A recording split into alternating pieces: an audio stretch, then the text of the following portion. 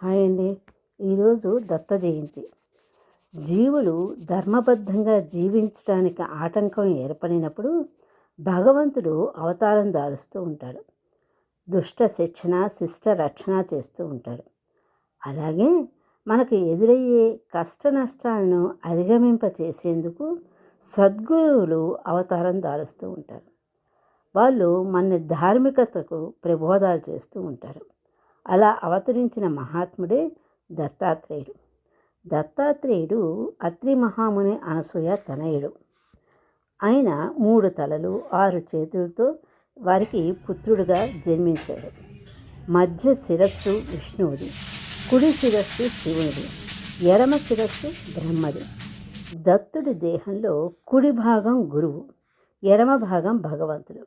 దత్తాత్రేయుని 6 చేతుల్లో కమండలము, డమరుకం, చక్రం, జపమాల, శంఖం, త్రిశూలము ఉంటాయి. అంటే దత్తాత్రేయుని కనుక మనం పూజిస్తే అటు త్రిమూర్తుల్ని ఇటు గురువుని కూడా పూజించిన భాగ్యం కలుగుతుంది. దత్తాత్రేయుడు ఎక్కువగా మేడి చెట్టు దగ్గర కూర్చొని ఉంటారు. అందుకని మేడి చెట్టు కింద కూర్చుని ఆయన్ని పూజ చేసిన, జపం చేసుకున్న ఫలితం ఎక్కువగా సిద్ధిస్తుంది అని అంటూ ఉంటారు.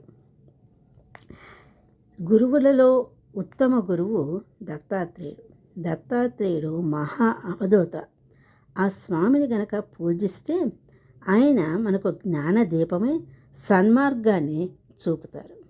ఓం దత్తాత్రేయాయ నమః. స్వస్తి.